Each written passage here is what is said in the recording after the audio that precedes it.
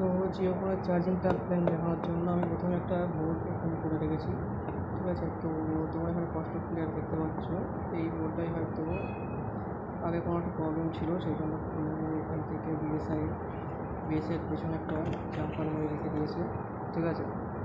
তো হয়তো চার্জ হচ্ছিলো কিন্তু চার্জ শো হচ্ছিলো না, যাই হোক কোনো একটা প্রবলেম হবে হয়তো।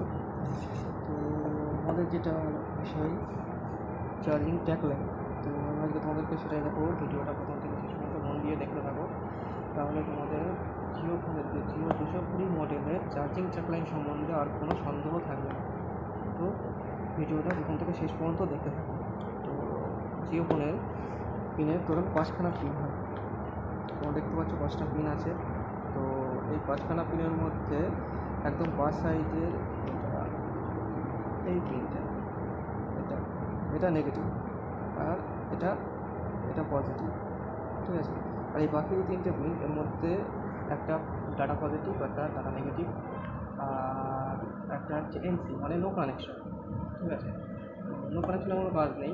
তো ডাটা পজিটিভ ডাটা নেগেটিভের কাজ আছে, সেটা কী বলতো, যখন কোনো যদি সফটওয়্যার ভালো লাগে সফটওয়্যার প্রয়োজন হয় তাহলে ওই দুটো প্রয়োজন, কারণ চার্জিংয়ের জন্য দুটো না হলেও কোনো প্রবলেম অসুবিধা নেই, ঠিক আছে। তো তারপরে এর এই পজিটিভ প্লাস পয়েন্ট থেকে প্রথমত এখানে আসে, এই যে হলুদ কালারের যেটা স্টিল কালার দেখতে পাচ্ছ, প্রথমে কানেকশন এখানে আসে, এরপর থেকে এখানে, ঠিক আছে।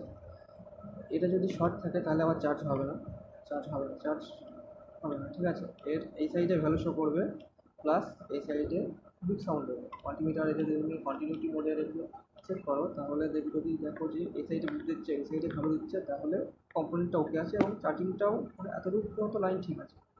তারপরে এখান থেকে মিনিট অনেক ভিডিওটা করছি তো একটু অসুবিধা হচ্ছে। তো এখান থেকে এই পর্যন্ত কানেকশন পাচ্ছি। এই কম্পোনেন্টটা দুই সাইডেই ভালো দেবে, এই সাইডেও 4 পয়েন্ট মানে যত ভোল্টেজ পাস করবে তত দেখাবে, এই সাইডেও ততই দেখাবে, ঠিক আছে। তো এই কম্পোনেন্টের পর থেকে এই যে চার্জিং আইসিটা আছে, এই চার্জিং আইসিটা আছে, ঠিক আছে। এই চার্জিং আইসিটা কী করে, এখান থেকে এর এই সাইডটাই পাঠায়, এই যে কম্পোনেন্টটা আছে, এই যে ক্যাপাসিটারটা আছে, এই ক্যাপাসিটারের এই সাইডটাই ভোল্টেজটাকে পাঠায়। এই ক্যাপাসিটারটা যদি শর্ট থাকে তাহলে তোমার ফোনে চার্জ হবে না, ঠিক আছে। তারপরে এ কী করে, এর মাধ্যমে চার্জটা ওখান থেকে ভোল্টেজটা সাপ্লাই দেয় এই কম্পোনেন্টটা, ঠিক আছে। এই যে এখানে যে কম্পোনেন্টটা একটুখানি মাথা বেরিয়ে আছে দেখা যাচ্ছে, এই কম্পোনেন্টের সাপ্লাই দেয়, ঠিক আছে। এটা শর্ট থাকলেও চার্জ নাও হতে পারে, প্রবলেম হতে পারে। তোমাদের যদি কোনো চার্জিংয়ের প্রবলেম থাকে তাহলে তোমরা এই ফোনটা চেক করে দেখতে পারো রিমোট চার্জিংয়ের কোনো প্রবলেম থাকে। তো এই কম্পোনেন্টটার থেকে পাওয়ার আইসিতে চার্জ আসে, ঠিক আছে। তারপর পাওয়ার আইসি ঠিক করে যে কে কোথায় কতটুকু যাবে, ঠিক আছে। তো সেটা থেকে জেনে লাভ নেই। তো এই পাওয়ার আইসির থেকে পাওয়ার আইসির একটা অংশ চলে আসে কোথায়, ব্যাটারি কানেক্টরের এই পজিটিভ, এই যে পজিটিভ পিনটা আছে, এই পজিটিভ, ঠিক আছে।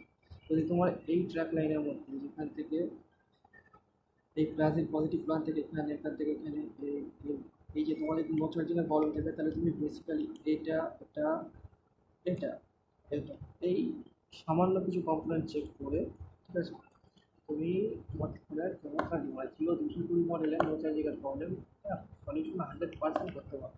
আর এরপরেও যদি না হয় তাহলে সেটা এই যে সিপিইউ আছে, সিপিইউ, ঠিক আছে। ক্লাস থেকে কোনোদিন চার্জিংয়ের প্রবলেম হয় না।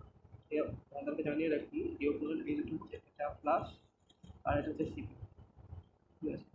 একটা পাওয়ার আইসি, সে বিষয়ে একটা ভিডিও ওগুলোকে বানিয়ে দেবো, কোনটা কোন আইসি জানানোর জন্য, ঠিক আছে। তো ভিডিওটা যদি পছন্দ হয়ে থাকে, তোমরা যদি জানতে পারো আমার ভিডিও থেকে, তাহলে please like comment and share করে আমার একটু সাহায্য করো।